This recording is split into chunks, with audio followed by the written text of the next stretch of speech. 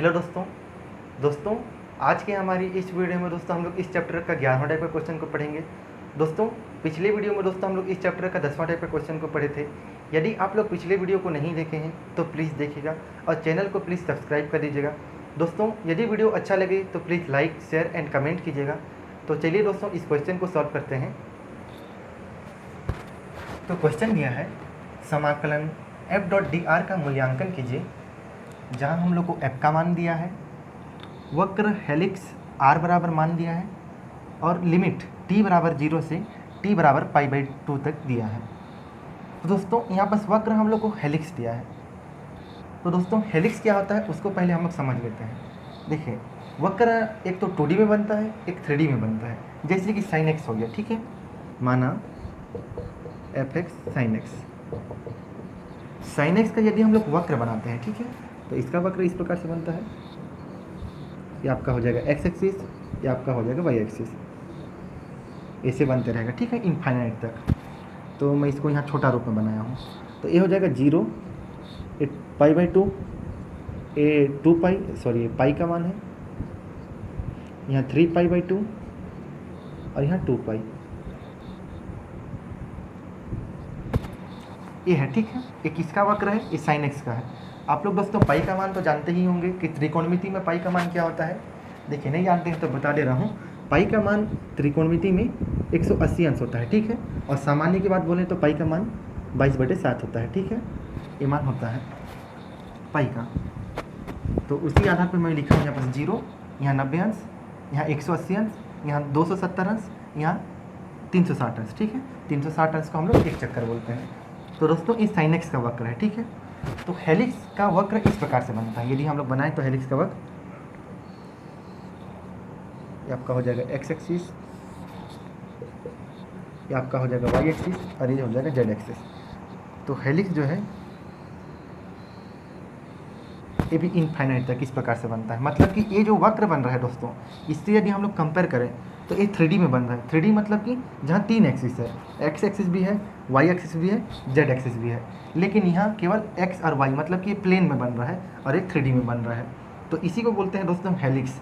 तो helix r का मान दिया है a cos ti plus b sin tj plus ct के दिया है, ठीक है, और उसका लिमिट दिया है। तब हम लोग को क्या ज्ञात करना है? समाकलन f.dr ज्ञात करना है। तो चलिए ज्ञात करते हैं।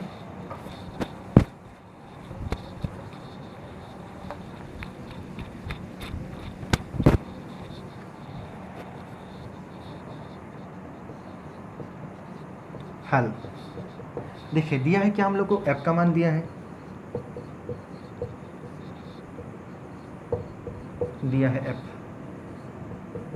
f बराबर दिया है yzi plus zxj plus xy के। उसी प्रकार हेलिक्स r का मान दिया है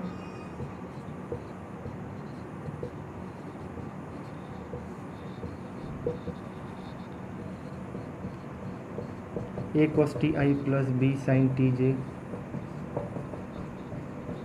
ct के, ठीक है। तब हमें क्या ज्ञात करना है? समाकलन f.dr ज्ञात करना है, ठीक है, जहाँ इस c क्या को प्रदर्शित करता है? c जो है वक्र को दर्शाता है, ठीक है। तो हम लोग लिखते हैं, तब हमें ज्ञात करना है कि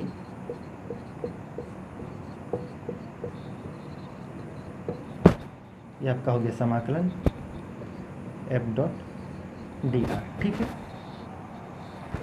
चलिए इसको आगे हल करते हैं। तो दोस्तों इसको यदि हम लोग पहले वाले क्वेश्चन से तुलना करें तो दोस्तों जब भी हम लोग को समाकलन f.dr का मान ज्ञात करना हो, ठीक है, और उसमें यदि r का मान दिया हो, मतलब कि सदिश r का मान दिया हो, तो दोस्तों हम लोग इसको इस प्रकार से लिखते हैं। जो समाकलन हो गया, समाकलन f.dr को हम लोग समाकलन f.dr/dt इस रूप में लिख सकते हैं। तो इसमें क्या होता है? dt कट जाएगा, f.dr ही मिलेगा, ठीक है। तो ये दोनों पक्ष बराबर है, इसलिए हम लोग f.dr/dt इसको लिख सकते हैं। तो दोस्तों यहाँ पर होता क्या है कि जो सदिश r है उसका हम लोग जो है t के सापेक्ष अवकलन करते हैं, फिर दोनों का गुणा करते हैं, गुणा करने के बाद dt के सापेक्ष इसको समाकलन करते हैं, ठीक है। तो दोस्तों यही मेथड का हम लोग यहाँ पर उपयोग करेंगे। इससे पहले वाले क्वेश्चन में भी दोस्तों हम लोग यही मेथड का उपयोग किए थे कि समाकलन f डॉट डी आर को हम लोग इस रूप में लिखे और इस रूप में इसको हल किए, यदि केवल r का मान दिया हो, ठीक है। जब सदिश r दिया हो और हम लोग को क्या ज्ञात करना हो, समाकलन f डॉट डी आर का मान ज्ञात करना हो, तब हम लोग इस मेथड का उपयोग करते हैं। नहीं तो हम लोग जो केवल f डॉट डी आर का मान ज्ञात करेंगे, ठीक है। मतलब कि इस रूप को, इसको जो है इस रूप में नहीं लिखेंगे, केवल इस रूप में लिख के हल करेंगे, ठीक है। ये केवल कभी इसको मतलब इस मेथड का उपयोग तभी करेंगे जब r का मान दिया हो, ठीक है। तो चलिए इसको लिखते हैं।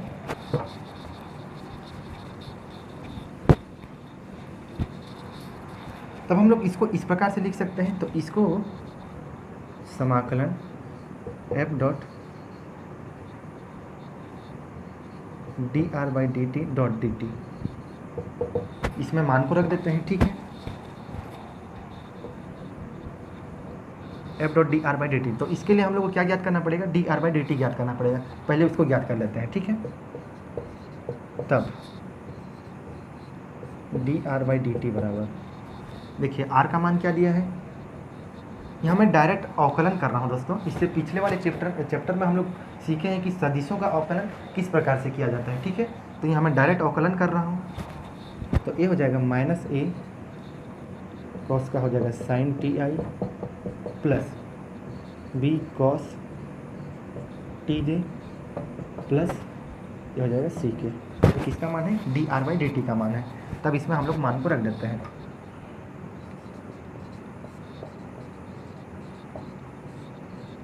मान रखने पर, ठीक है। ये हो जाएगा सी, एफ का मान को रख देते हैं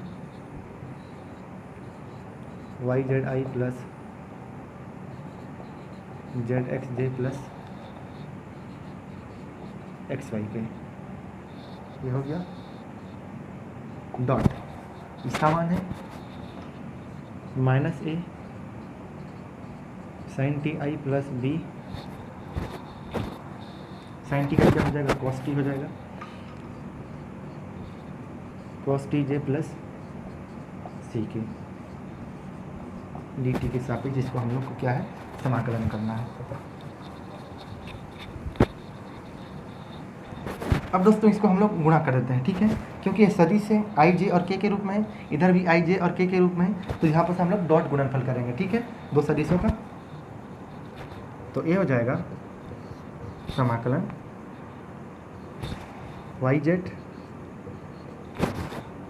यहाँ माइनस का चिन्ह लगा देते हैं, ये हो जाएगा साइन टी प्लस, क्योंकि हम लोग जान रहे हैं दोस्तों आई डॉट आई क्या होता है, एक होता है, जे डॉट जे एक होता है, के डॉट के एक होता है। तो यहाँ पर इसलिए आई और जे और के हट जाएगा, ठीक है। तो यहाँ हो जाएगा z x b cos t plus x y c, x y, ठीक है। और यहाँ हो जाएगा डी टी।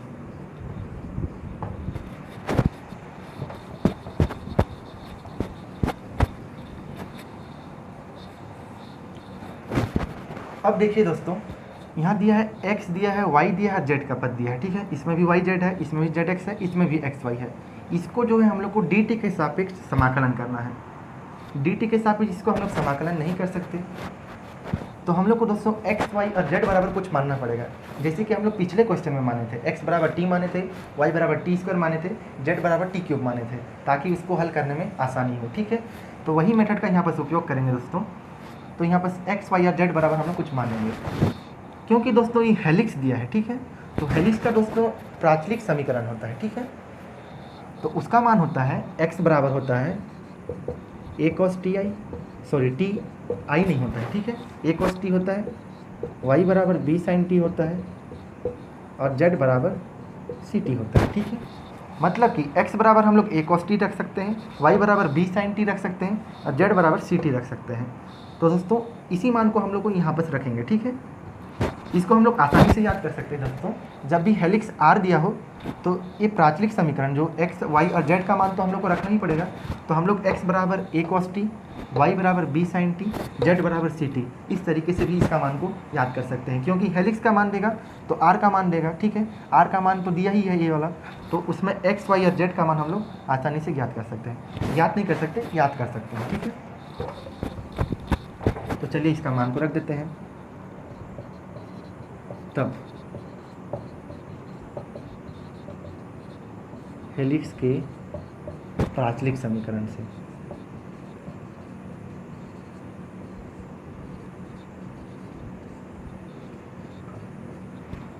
x बराबर क्या रख सकते हैं हम लोग, a cos t, y बराबर b sin t और z बराबर सी टी, ठीक है। तब इसका मान को रख देते हैं।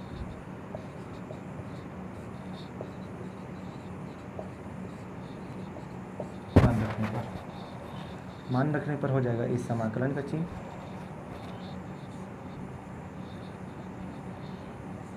माइनस y का मान क्या है, b sin t, z का मान है सी टी और a sin t, plus z का मान है सी टी, x का मान है a cos t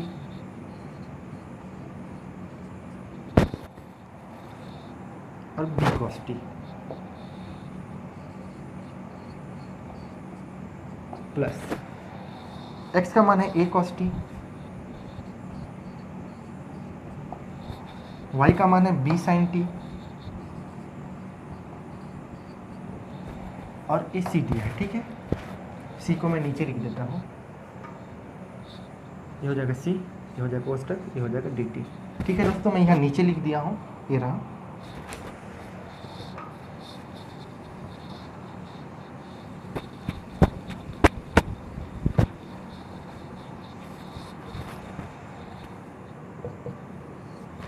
देखिए दोस्तों, यहाँ बस a b और c दिया है, यहाँ भी a b और c है, यहाँ पर भी a b और c है, ठीक है। तो हम लोग क्या है, a b c को कॉमन निकाल सकते हैं और उसी प्रकार ये क्या हो जाएगा, साइन स्क्वायर t हो जाएगा। यहाँ अरे वाला लिख देते हैं, माइनस a b c, ठीक है। ये हो जाएगा sine square t dot t, plus उसी प्रकार a b c, ये भी हो जाएगा आपका cos square t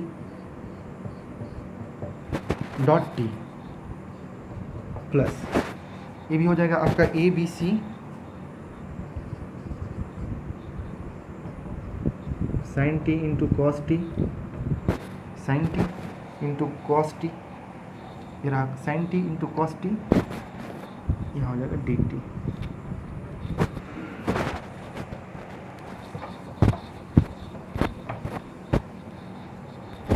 A B c को कॉमन निकाल लेते हैं, ये बाहर हो जाएगा क्योंकि ये कांस्टेंट है। इसको हम लोग अरेंज करके लिख देते हैं दोस्तों, ये माइनस वाला चिन्ह है, ठीक है। तो यहाँ हो जाएगा cos square t minus sine square T, यहाँ भी टी दिया है, यहाँ भी टी दिया है, तो हम लोग इन दोनों से क्या को टी को कॉमन निकाल लेते हैं, प्लस हो जाएगा, ये वर्कर का चिन्ह है, ठीक है, सी है, प्लस यहाँ हो जाएगा sine t into cos t, ये हो जाएगा डी टी। देखिए दोस्तों, एक cos square t minus sine square t एक सूत्र बन रहा है, उसी प्रकार इसमें यदि हम लोग दो का गुणा कर दें तो ये भी एक सूत्र बन जाएगा, ठीक है। उस सूत्र को मैं यहाँ लिख देता हूँ। देखिए आप लोग पढ़े होंगे 12वीं क्लास में cos 2x, cos 2x का फॉर्मूला होता है cos square x minus sine square x, ये एक्स के रूप में है, ठीक है, यहाँ टी के रूप में है। इसको और एक प्रकार से भी लिख सकते हैं हम लोग 2 cos स्क्वायर एक्स माइनस 1, और एक प्रकार से भी लिख सकते हैं 1 माइनस 2 साइन स्क्वायर एक्स, ठीक है। एक cos 2x का फॉर्मूला है दोस्तों, जो ये 2 cos स्क्वायर एक्स माइनस 1 और 1 माइनस 2 साइन स्क्वायर एक्स जो आया है, ये आपका sine square x plus cos square x बराबर 1 होता है, उस फॉर्मूला के मान से आया है, ठीक है। तो कॉस स्क्वायर एक्स बराबर हम लोग क्या रख सकते हैं, अगर हम लोग sine square x plus cos square x के रूप में हल करेंगे तो ए मान आ जाएगा, ठीक है। इसको मैं अभी नहीं बता रहा हूँ क्योंकि हम लोग को यहाँ का उपयोग चाहिए, ठीक है। Cos square x minus sine square x बराबर हम लोग लिख सकते हैं कॉस 2x। उसी प्रकार साइन 2x का फॉर्मूला होता है 2 sin x cos x, ये sin 2x का फॉर्मूला है, ठीक है। तो यदि हम लोग यहाँ 2 का गुणा कर दें तो इसको भी हम लोग क्या है sin 2t के रूप में लिख सकते हैं, ठीक है, इसको भी cos 2t के रूप में। तो दोस्तों इसी फॉर्मूला का हम लोग यहाँ पर उपयोग करेंगे, ये रहा।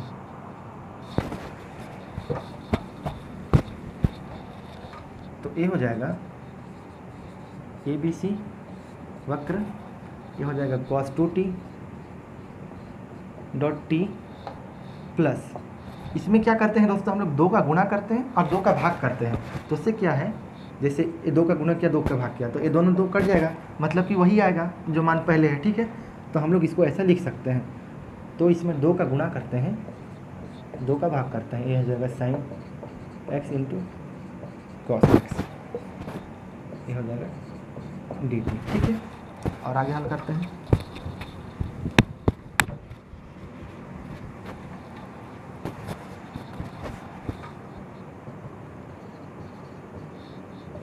ABC ये हो जाएगा t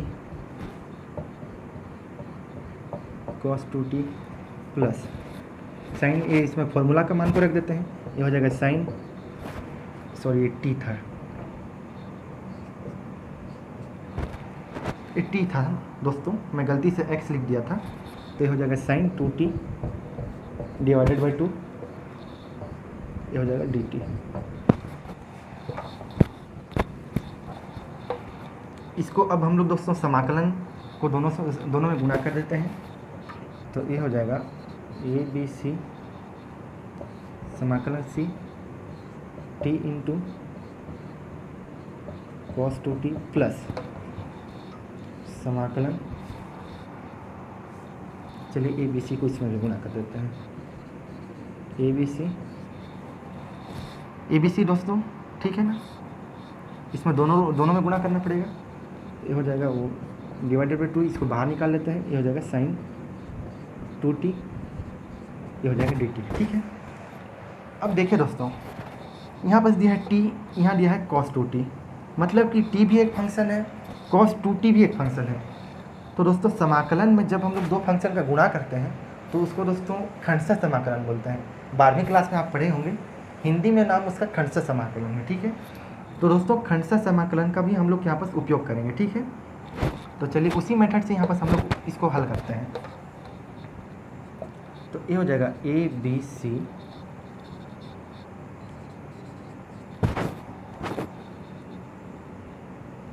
यहाँ कोष्टक लगा देते हैं।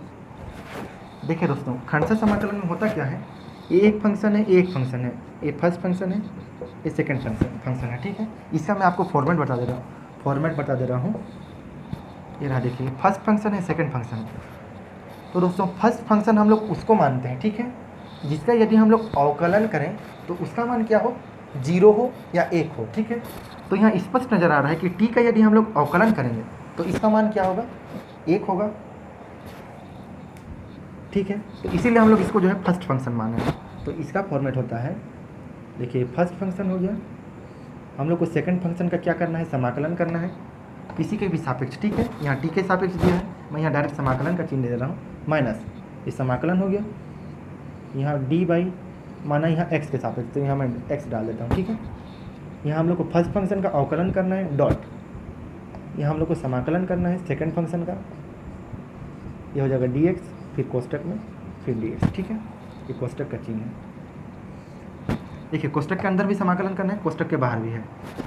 तो दोस्तों खंडशः समाकलन का जो फॉर्मेट है इस प्रकार से होता है। तो इसमें क्या है, फर्स्ट फंक्शन हम लोग उसको मानते हैं जिसका यदि हम लोग अवकलन करें तो 1 हो या 0 हो। तो t का यदि हम लोग अवकलन करेंगे तो उसका मान क्या होगा, 1 होगा, इसीलिए हम लोग t को जो है फर्स्ट फंक्शन मानेंगे और इस फॉर्मेट में इसका जो ये फॉर्मेट है उसमें मान को रख देंगे, ठीक है। तो चलिए इसी फॉर्मेट में मान को रख देता हूँ।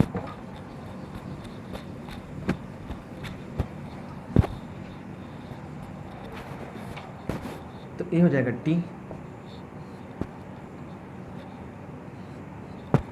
ये हो जाएगा cos 2t dt माइनस समाकलन d by d T dot, इसका हम लोग को समाकलन करना है cos 2t डी टी कोष्टक बंद डी टी, ठीक है, वो कंप्लीट हो गया। यहाँ कोष्टक लगा देते हैं, यहाँ बड़ा कोष्टक लगेगा,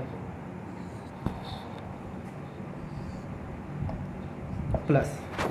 अब दोस्तों हम लोग इसका समाकलन करते हैं, ठीक है। ये क्या है, A B C divided by 2। देखिए दोस्तों, साइन 2t का समाकलन करेंगे हम लोग, तो इसका क्या हो जाएगा, साइन का क्या होता है समाकलन, माइनस कॉस होता है, तो इसका हो जाएगा minus cos 2t divided by 2, ये होगा। और इसमें वर्क करें, ठीक है। तो इसमें हम लोग जो है जो लिमिट का मान है, अब लिमिट का मान को रखेंगे दोस्तों हम लोग 0 से π/2, ठीक है। लिमिट का मान को रख देते हैं, ये है, ठीक है। अब दोस्तों मैं बताता हूँ कि cos 2t कैसे आया, ठीक है, और डिवाइडेड बाई 2 ये कैसे आया।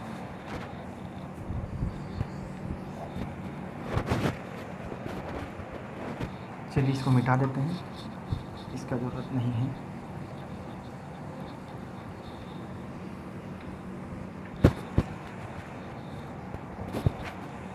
देखिए दोस्तों, मैं बताने वाला था कि cos 2t कैसे आया, ठीक है, डिवाइडेड बाई 2। देखिए दोस्तों, यदि आप लोग sin 2t का समाकलन करेंगे dt के साथ, ठीक है, तो इसमें 2t का हम लोग समाकलन तो डायरेक्ट नहीं कर सकते, ठीक है, तो इसमें हम लोग को प्रतिस्थापन विधि का प्रयोग करना पड़ेगा, मतलब कि 2t को हम लोग को कुछ मानना पड़ेगा, ठीक है, इसके बदले कुछ मानेंगे और उसके जगह में रखेंगे। तो इसको इस प्रकार से हल करेंगे। देखिए दिया है क्या, हम लोग को क्या करना था, sin 2t का 2t, ये dt हो गया, मैं इधर बना दे रहा हूँ। देखिए दोस्तों, हम लोग क्या करते हैं, 2t को मान लेते हैं u, और इसका एक बार हम लोग अवकलन करते हैं, ठीक है, t के सापेक्ष अवकलन करते हैं, तो यहाँ हो जाएगा 2 du बाई dt, ठीक है। अब दोस्तों यहाँ हम लोग जो है dt का मान याद करते हैं, ठीक है, क्योंकि हम लोग को dt का मान चाहिए, ठीक है, तो dt का मान हम लोग को मिलेगा du बाई 2, ठीक है, पक्षांतर हो जाएगा, तो dt बराबर हम लोग लिख सकते हैं du बाई 2, और u बराबर हम लोग लिखे हैं 2t, तो हम लोग को नया फंक्शन क्या मिलेगा, साइन u मिलेगा, ठीक है, क्योंकि 2t के मान में हम लोग क्या लिखे, क्या माने हैं, u माने हैं, तो ये मिले हम लोग को मिलेगा साइन u। तब हम लोग इसको मान को रख देते हैं, ठीक है, ये हो जाएगा साइन u और यह हो जाएगा du। dt की जगह में हम लोग क्या लिखेंगे, du बाई 2 लिखेंगे, ठीक है, क्योंकि 1/2 कांस्टेंट है, ठीक है, तो 1/2 बाहर निकल जाएगा, बचेगा क्या, साइन u du बचेगा। अब साइन u का हम लोग यदि समाकलन करेंगे तो इसका मान हो जाएगा माइनस कॉस u, ये मान होगा। अब हम लोग दोस्तों u का मान को रख देते हैं, u का मान क्या था, 2t था, तो ये हो जाएगा 1/2 कॉस माइनस कॉस 2t, तो इसको हम लोग ऐसे भी लिख सकते हैं 2, तो उसी को मैं यहाँ पर लिखा हूँ, ठीक है, minus cos 2t divided by 2। ये दोस्तों ये प्रतिस्थापन विधि से हल किया था, ठीक है, तो ये मान ये आया।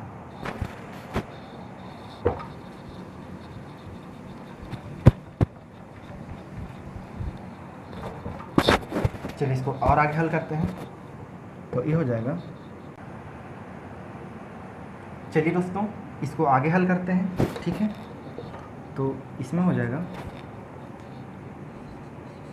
ए बी सी कोष्टक में t।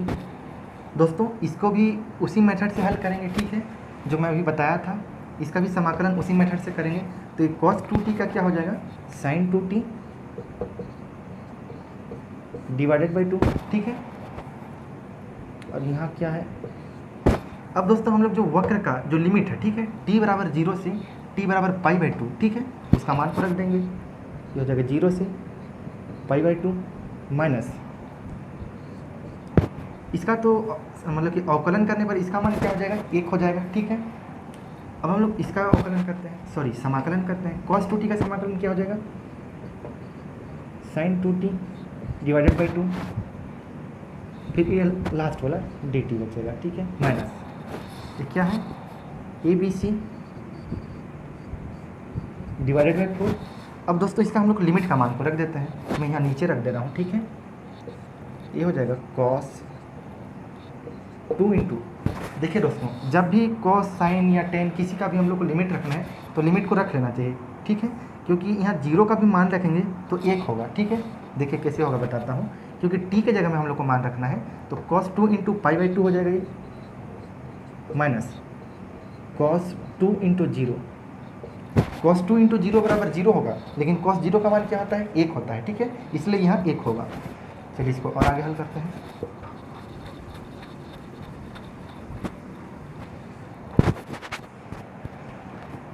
देखिए दोस्तों, मतलब कि पहले अभी मैं इसको मिटा दिया, आप देखेंगे तो वहाँ पर भी समाकलन का चिन्ह दिया है, ठीक है, जो साइन 2t डिवाइडेड बाई 2 आया है वो समाकलन करके ही आया है, ठीक है। लेकिन दोस्तों उसमें लिमिट का मान को नहीं रखा हूँ मैं, क्यों नहीं रखा हूँ, क्योंकि दोस्तों खंडसा समाकलन में मैं इसको बता देता हूँ कैसे था। पहले ये जैसे ये था समाकलन, ठीक है, और डी बाई डी टी था, ए टी था, और समाकलन क्या था, कॉस 2t डी टी था, अरे बाहर में डी टी, ठीक है, इस प्रकार से। तो दोस्तों ये cos 2t का क्या है, sin 2t डिवाइडेड बाई 2 आया, ठीक है। तो इसमें भी हम लोग को नियमता क्या है, क्योंकि हम लोग समाकलन किए हैं तो हम लोग को लिमिट का मान रखना चाहिए था, ठीक है। उसके बाद हम लोग को क्या समाकलन 2 गुना करना चाहिए था, लेकिन यहाँ लिमिट का मान को हम लोग नहीं रखेंगे। क्यों नहीं रखेंगे, क्योंकि ये खंडसा समाकलन का रूल है, ठीक है। दोस्तों आप 12वीं क्लास में पढ़े हैं खंडसा समाकलन, मतलब कि समाकलन 2 फंक्शन का गुणा समाकलन में करते हैं, तो उसको इस प्रकार से हल करते हैं, ठीक है। तो उसमें जो अंदर जो कोष्टक के अंदर, मतलब कि इस वाले पद में, ठीक है, जो कोष्टक के अंदर जो फलन है, ठीक है, इसका हम लोग समाकलन किए, तो इसका हम लोग लिमिट नहीं रखे, इसका समाकलन बस किए, समाकलन करने के बाद पुनः हम लोग इसका फिर समाकलन किए, उसके बाद लास्ट में लिमिट को रखे, ठीक है, खंडसा समाकलन में। तो इसीलिए मैं यहाँ पर समाकलन किया, फिर पुनः अभी समाकलन करूँगा, उसके बाद लिमिट का मान को रखूँगा, ठीक है। तो चलिए इसको आगे हल करता हूँ। तो ये हो जाएगा A B C T divided by 2, इसको बाहर निकाल लेते हैं, sine 2 pi by 2 minus sine 2 into zero minus, ये हो जाएगा 1/2, इसको कांस्टेंट है बाहर निकाल लेते हैं। अब इसका हम लोग समाकलन करते हैं, साइन 2t का समाकलन क्या होगा, minus cos minus minus plus हो जाएगा, यह हो जाएगा कॉस 2t डिवाइडेड बाई 2। अब हम लोग इसका लिमिट का मान को रख देते हैं। अब लिमिट का मान को रखेंगे दोस्तों, पहले भी हम लोग एक बार समाकलन किए थे, ठीक है, तब साइन 2t आया, तब हम लोग लिमिट का मान को नहीं रखे, लेकिन अब रखेंगे, ठीक है, क्योंकि लास्ट बार है, लास्ट बार भी है, और ये जो है खंडसा समाकलन का रूल है, ठीक है, आप लोग इसको याद रखिएगा। ये हो जाएगा 0 से pi by 2 minus A B C divided by 4,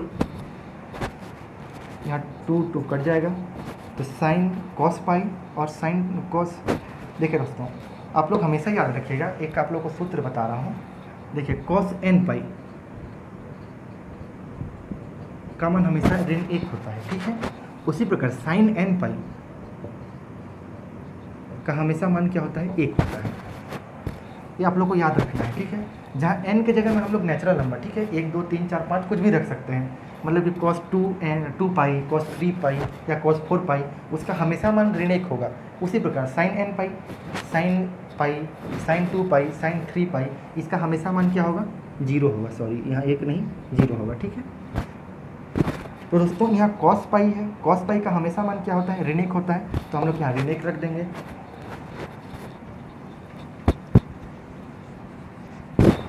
ये हो जाएगा ऋण 1 माइनस cos 2 इंटू जीरो, मतलब कि cos 0 का मान क्या होगा, 1 होगा, लेकिन ये माइनस का चिन्ह लगा है तो माइनस 1 हो जाएगा ये, ठीक है। और आगे हल करते हैं इसको।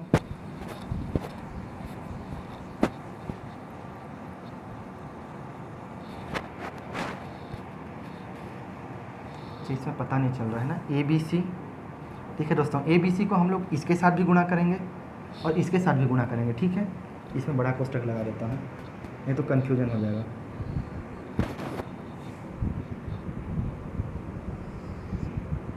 ये माइनस का चिन्ह है, minus A B C divided by 4, मतलब कि ए बी सी इसके साथ भी गुणा होगा, इसके साथ भी गुणा होगा, ठीक है। इसीलिए मैं बड़ा कोष्टक लगा दिया, ठीक है। और ये इसका पद है, ये हो जाएगा A B C T divided by 2। अब दोस्तों हम लोग जो है लिमिट का मान क्या हो जाएगा, साइन पाई का मान क्या हो जाएगा, इसका मान हो जाएगा 0 माइनस cos 2 इंटू 0, ये भी हो गया 0, तो ये 0, तो ये पद क्या हो गया, पूरा 0 हो गया, ठीक है। मतलब कि ये पद क्या हो गया, पूरा 0 हो गया। अब बचा क्या, ये वाला पद बचा, ठीक है। ए बी सी से इसको गुणा कर देते हैं इसको, ठीक है। तो ये हो जाएगा A B C divided by 2, ठीक है। 2 2 4 हो जाएगा, ठीक है। इसको 4 लिख देते हैं और इसमें भी लिमिट का मान को रख देते हैं, हो जाएगा cos 2 into pi by 2 minus cos 2 into 0, हो जाएगा माइनस, ये हो जाएगा माइनस, हो जाएगा plus A B C divided by 4 plus A B C divided by 4, ठीक है। यहाँ है A B C, minus minus plus हो गया, फिर माइनस माइनस फिर प्लस हो गया, ठीक है।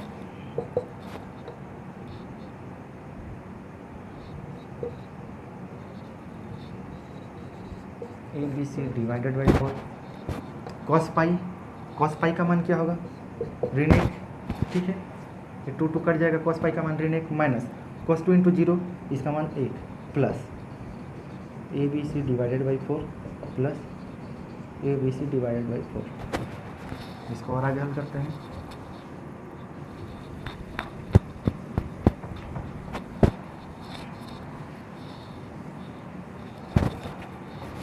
अब इधर तो साधारण गणित है दोस्तों, तो बस बीज गणित विधि से हम लोग को हल करना है। हो जाएगा minus A B C divided by 4 minus A B C divided by 4 plus A B C divided by 4 plus A B C divided by 4 minus plus minus plus बराबर क्या आया, 0। मतलब कि समाकलन